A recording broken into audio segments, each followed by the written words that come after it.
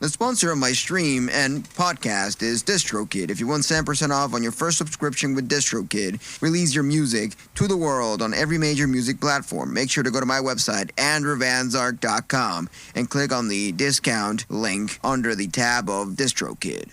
The information on this podcast is my opinion and some internet research.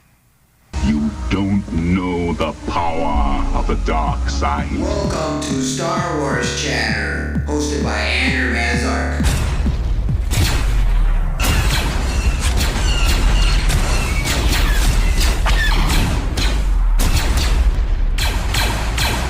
Now you're listening with power.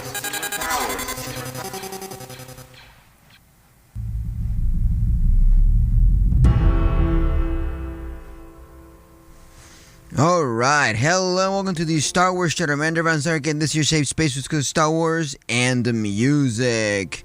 So, today we're going to talk about Episode 7 of Ahsoka. Part 7 has been amazing when it comes to Ahsoka. Dreams and Madness gave us a lot of things to, check around in the galaxy far, far away. With that opening with Ahsoka right there in the aircraft and all that, seeing her there and all the fights and everything that happened and how emotional this episode was. I was clapping. I was excited this whole way through with the entire episode. So without further ado, let's get started. So in the galaxy far, far away, here in Star Wars Chatter, we're going to recap you what happened on episode 7 of Ahsoka, so let's get ourselves into the Disney Plus series and the episode titled Dreams and Madness. There's a lot of things to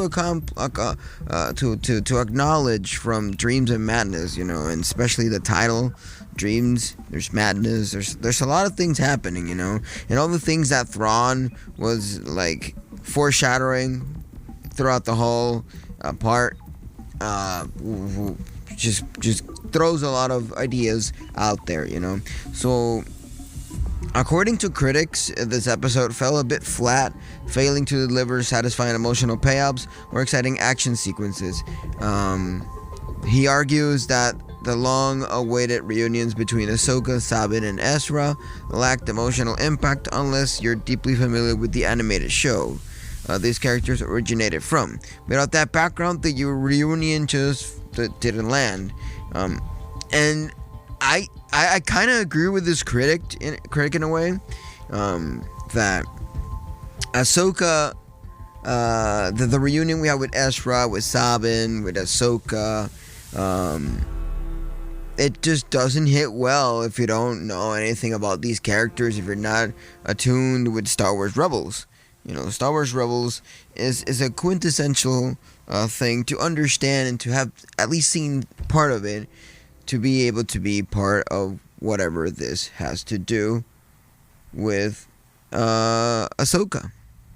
So if you're into that kind of stuff, if you wanna get back into the background of all these characters, then do so. If you wanna feel the emotional connection of all these characters reuniting, so. The plot barely seems to move forward this week. Hera survived hearing thanks to some convenient evidence from C-3PO and Princess Leia, which I found that really interesting. And welcome to the show, Dream Warrior, and welcome to the show, Gen X. I hope you're all doing great. Hope you're doing awesome. And for those of you wondering if you're listening on Apple Podcast or Spotify, I do this show live on my radio station on andrewvanzark.com/Star Wars Chatter or on AMP, the Amazon Radio app. And you'll be able to get yourself started there listening to many, many different awesome shows, but you can get yourself started listening to Andrew Van Zark here on Star Wars Chatter on AMP, and you can chat in and be part of the show, and you can call in if eventually I open the calls, So, yeah. So, going back to the episode and everything. So, meanwhile, Thrawn tried and failed to take out Ahsoka, Ezra, and Sabine. And that's what the critic is saying. But I do think that he's being a bit too harsh on the episode, because I do like how they did the episode.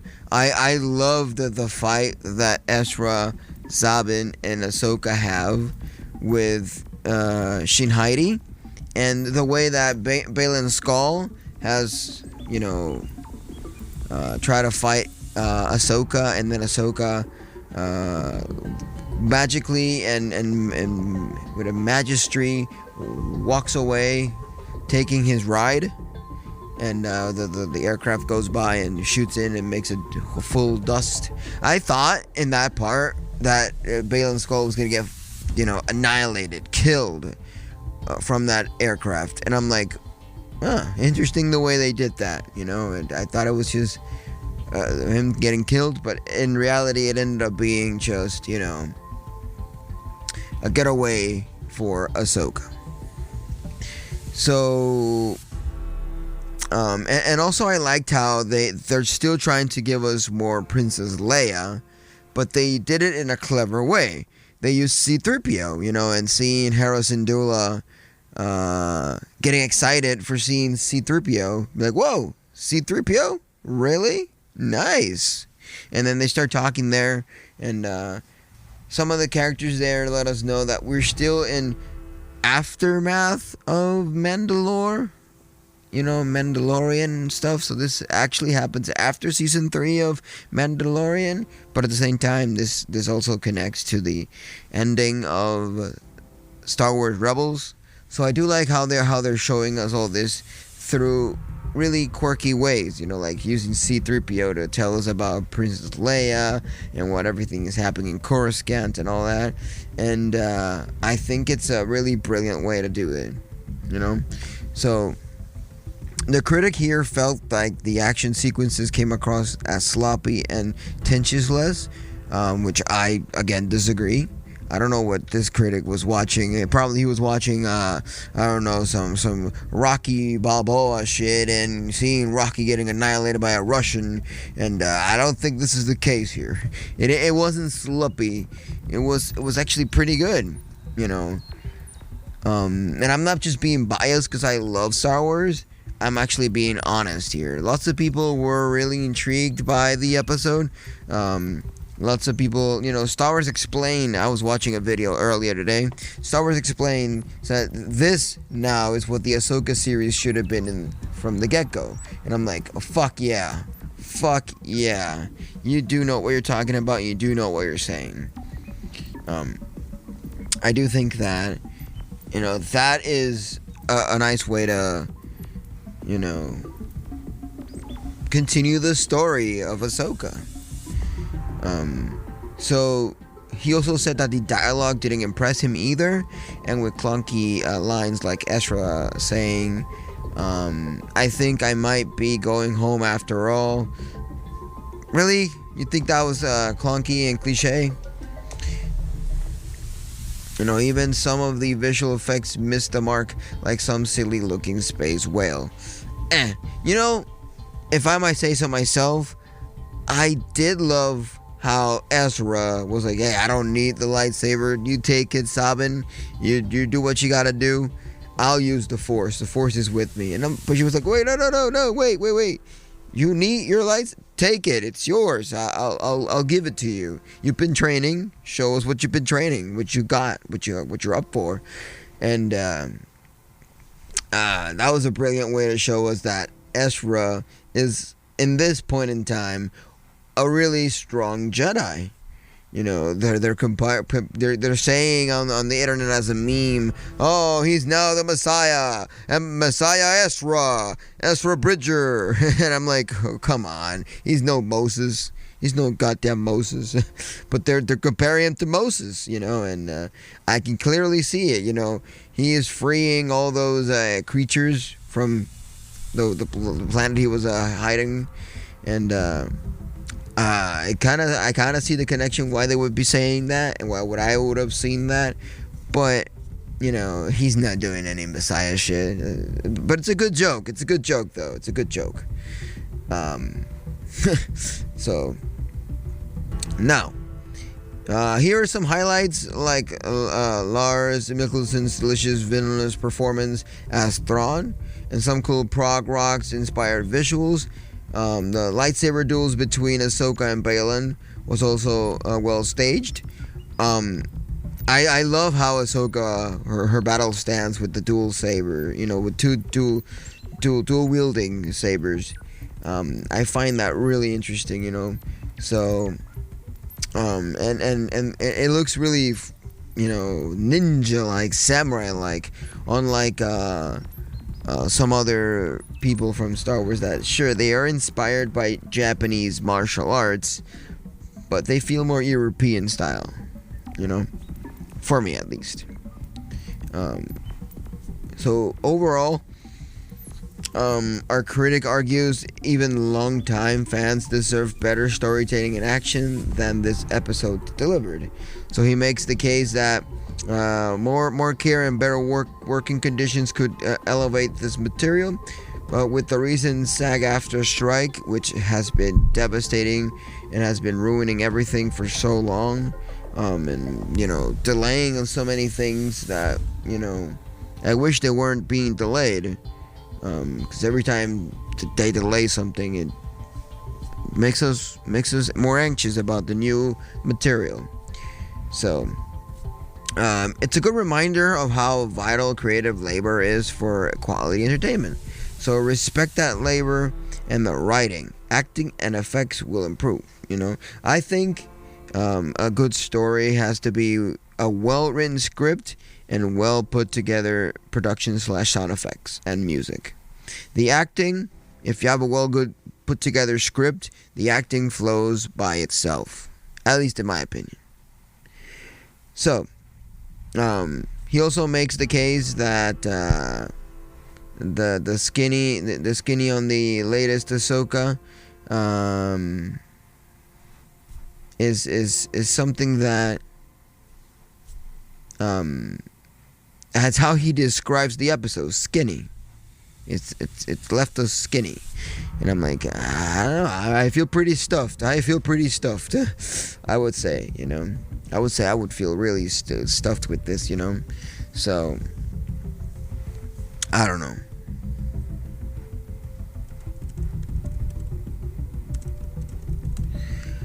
So there's a few key points we can take out from the episode. There's a few things that we can talk about, So Ahsoka's emotional distance could be explained if she is struggling with the darkness / light side of the Force, which we can clearly see that when she was in the world between worlds and she was talking to Anakin, and you live or you die, and then Anakin closes his eyes and opens them, and there's still hope.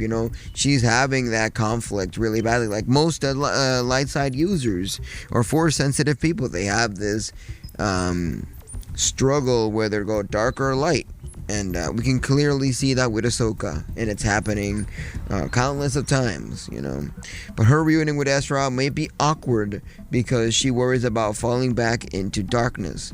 This inner conflict could drive future characters' development to a new degree. Another point we can take out is that Thrawn's inability to defeat Ahsoka and crew could be intentional part of a larger manipulative strategy he has yet to reveal. He may want to find Ezra for his own mysterious reasons. We still don't know why exactly he's trying to find Ezra. We still don't know what's going to happen with that, with those troopers he's leading, with all the things he's building outside of the,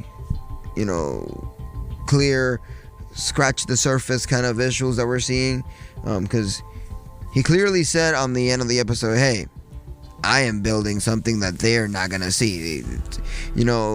Time is our only enemy, and now Ahsoka's enemy is time. Time is against her. That's kind of more or less what he said, and I like that idea there. Time is your enemy. That is a really interesting thing, to note out. And it could be interesting, that time is your enemy. It could have several meanings. in relation to the Ahsoka show and to Star Wars in general. For the characters, it could mean that they are racing against time to accomplish some goals or prevent some catastrophe from occurring. They might be sticking to clock or time limits driven the narrative tension. It could refer to the impatience of fans who don't want to wait for the payoffs, and the big reveals. It could mean so many things.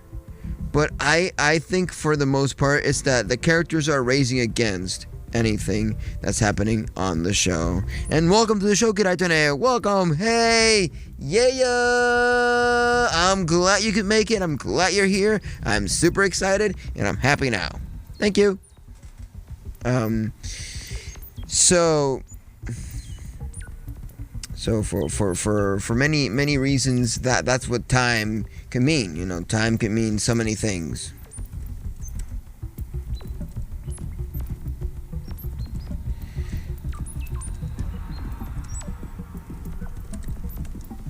And Ahsoka has many ways that she's going against time, but some theories that we could say that Ahsoka might be going against time. She could be searching for a way to extend her lifespan and cheat death. Because we do know that we saw her sorta when she went to the world between worlds and had that vision with Anakin Skywalker, and she had that interaction. We saw her our younger self in the Clone Wars and all that. She kind of cheat death right there, because technically she kind of went out of her body. She had a out of her body kind of experience, and her Force and her cells were disconnected for a second there. At least that's how I see it. Maybe she could be looking to a way to revive Anakin or Darth Vader, or maybe that is just an interpretation of we need more hopes in ourselves, and we need to find a way to not just let ourselves get, killed or something like that, Maybe she wants to alter her past and prevent something, maybe Anakin's fall to the dark side, which that could be quite difficult because of the point in time we're in the show. Maybe she wants to, go against her light and dark powers and all that struggle she's going through, and she's trying to cheat the way out of that. There's so many possibilities why Ahsoka could be going against time, and it's being reverted as a favoritive thing to Thrawn. Thrawn is now building up something, and he's not struggling. He's actually going forward. He's not gonna stop. He sent his troopers to try and destroy S1E7 and Ahsoka. Shin Hati tried to do the same thing, but there's an interesting thing. Baylan Skull and Thrawn are not clearly 100% working together, even though they are intertwined in some shape or form. They are intertwined, and that can give us different theories, different stories, and different ideas of what could happen. What if after Thrawn decides to do what he wants to do and build all those things he wants to build, he clearly, right there, done and there, with no hesitation, eliminates Baylan Skull? That could be a thing that could make things a bit more sketchier. But I really don't know how the interaction between Thrawn and Baylan Skull is going to evolve, but I do not see it ending positive. I feel at some point in the series, Baylan Skull is gonna get killed before he actually fulfills his milestone, if I might put it that way, because he wants to end the cycle by beginning new things. I don't know how he's gonna fulfill that, but I have a feeling he won't. I have a feeling he won't fulfill it. Because every time Baylan Skull tries to go against all the people that they say it's his enemy, he fails. He doesn't seem to get Ahsoka correctly. He doesn't seem to do anything correctly, everything kind of falls flat for him. At least in my opinion. You might have a different opinion, and if you do, you can leave it on the chat down below, and I'll be glad to discuss your thoughts on if Baylan Skoll is gonna fulfill the cycle and destroy the cycle that he wants to destroy. You know, I don't think he will, but that's just my opinion. You know, so the episode might be a little flawed on this, so, but we're getting somewhere, you know. So lots of people say that this episode is a little frustrating, but it plants the seed for greater things ahead. So we have to be a little patient with Ahsoka. As we all know, we had a message that we are in the midst of the series. We might have our season finale pretty damn soon, which is kind of sad. And if that's the case, I don't know if they're gonna do another Obi-Wan thing where they're gonna kill the show here and then do something else that connects for Ahsoka, or if they're gonna, you know, continue with more seasons. I think Ahsoka has potential for more seasons. We haven't seen the whole journey of Shin Heidi and how she becomes fully, completely dark side. We haven't seen that, and I'm really interested in that, you know. And I also want to see Sabin. Does Sabin end up getting fully trained? Does she embrace the Force at some point? Because Ahsoka clearly said when she was training her that everything and anything has the Force. So all you gotta do is just embrace it. And the only difference is that some people are just gifted, talented by nature, you know, and they just have the Force in some bigger extent, and they'll be able to work around it with ease, you know, unlike other ones that are not gifted.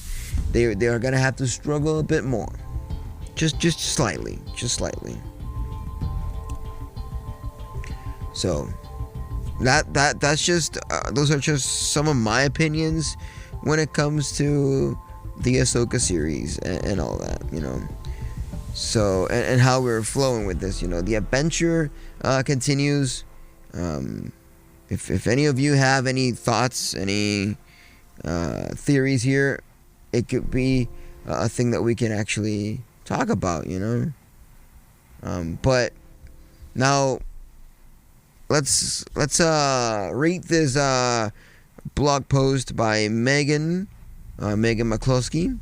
He wrote this on September 27th of 2023, and this has spoilers, and we can get ourselves running with this in many shapes or forms, but yeah. So he says, and I kind of agree, that the first season of Ahsoka could be headed for a less than happy ending. We all know Star Wars. Kirai Tone knows about this. Star Wars always makes you cry. It's just the way it is. At some point, you're gonna cry. Obviously, you probably didn't cry on A New Hope or Empire Strikes Back, because nothing that emotional happens. But Return of the Jedi, seeing the death of Darth Vader, oof, that was intense. Because, I don't know, the way Obi-Wan dies in A New Hope doesn't seem that emotional. They could have done a bit more of a drama there. So, Star Wars always have this weird, sad endings, in a way. Or tragic endings, you know. Just like Episode 3. What happens at the end of Episode 3? You know, Anakin falls in the lava pits of Mustafar, and we see Obi-Wan devastated, frustrated, and sad that, you know, he was there, you know. He clearly said, you were the chosen one. You know, I loved you as a brother. So many things that, you know, give us sadness within Star Wars. So I wouldn't be surprised if the Ahsoka's finale, season 1 finale, would give us a sad ending. So let's now read what Megan McCluskey has to say, and we'll discuss this as I read. So, despite Ahsoka Tano, Sabin Wren, and Ezra Bridger finally reuniting in the closing minutes of Episode 7, titled Dreams and Madness, the show appears to be foreshadowing a heartbreaking twist. And I think the heartbreaking twist that he's going to be talking about is that they're going to get killed. Since Sabin located Ezra on the extragalactic planet of Peridia in Episode 6, he has mentioned repeatedly how eager he is to return home. And to a conspicuous extent, Sabin has also yet to reveal how she risked the fate of the galaxy in order to find him. A choice that goes against everything Ezra sacrificed himself for in the first place. I'm pretty sure that's why she doesn't want to tell. And then she wants to just savor the happy reunion. Plus, the Grand Admiral Thrawn, set to make his return to the galaxy far, far away, with or without mercenaries, Baylan Skoll, and Shin Hati, in tow, the threat of Thrawn taking his place as heir to the Empire, while the Spectre trio is left stranded in Peridia, is looming large. And I've been reading Heir to the Empire, and it does have a connection. So all these factors combined with the fact that Ezra refused to take his lightsaber back from Sabin in order to fight seem to hint that Ezra will not make it off Peridia. And that was my thoughts exactly. My thoughts were that probably Ezra's not going to make it out of there. And we're just foreshadowing, because when he says, "I can't wait to go back home," you can clearly see on his face this little remorse of, do I really want to get off of Peridia? And his face, his look feels like there's no hope. There's no hope in this. There's not much I can do. Even though I think there's a lot he could do. So all these factors combined with the fact that Ezra refused to take his lightsaber back from Sabin in order to fight seems to hint that Ezra will not make it off Peridia. So there has been much talk about Sabin's decision to hand the map of Peridia over Baylan Skoll, rather than destroying it, with Ahsoka lamenting that Sabin was fated to make that choice because there wasn't enough time to prepare her to make the right one. Sabin is doing whatever it takes to find Ezra. That's why she did what she did. If I was conflicted and trying to find someone that I really cared about, I'd technically do whatever. But then again, you have to think things twice, because you never know what sort of background could come out from all of this. In the world of Star Wars, things usually tend to come full circle. Think Anakin's fall in the dark side leading to his eventual redemption. Considering Ahsoka is the show's lead in Sabin, her still learning apprentice, the characters whose story's arc is most likely to come full circle on Peridia is Ezra. That could potentially mean that he will have to once again sacrifice himself, this time for good, to prevent Thrawn's return and save his friends. But then again, I don't think Ezra sacrificing himself could do anything different to what Thrawn is building up. But it could give us like a step forward, a step forward to what we're heading, what we're doing, and how things are flowing for the Star Wars Ahsoka show, So those were the information and my thoughts on the Ahsoka episode 7. There's a lot to take in. There's a lot to analyze from this, and there's a lot of theories that are gonna flow from this episode of part 7. I don't know how this is gonna continue. There's many possibilities where this can take. We're like in the middle of a road, and we're looking at, should we go this direction or the other side? And one looks scary, the other one looks kind of happy, but I think we're into something that we probably won't like. We're not gonna have a nice ending for sure from Ahsoka. We're gonna cry for sure. If you're attached to Ezra, Sabin, and Ahsoka, I'm pretty sure we're gonna cry. I'm not ready. I'm not ready whatsoever to cry some more. But I kind of see it. I kind of see it happening. I kind of do. So those were my thoughts. I hope you all enjoyed. Hope you have a great time. Right now, this is the end of the recording, but we're going to continue the show with some music and some random commentary on Star Wars in general and any other geeky topics you want to talk about. So if you're listening on Apple Podcast and Spotify Podcast, make sure to tune in next time so you can continue the show as per usual, and you'll be able to be part of the show and talk with everyone around us. So catch you on the flip side. Adios, amigos. Roll that outro. The Force is with you, young Skywalker. But you are not a Jedi yet. This was Star Wars Chatter, your safe space to discuss Star Wars, music, video games, and other geeky topics.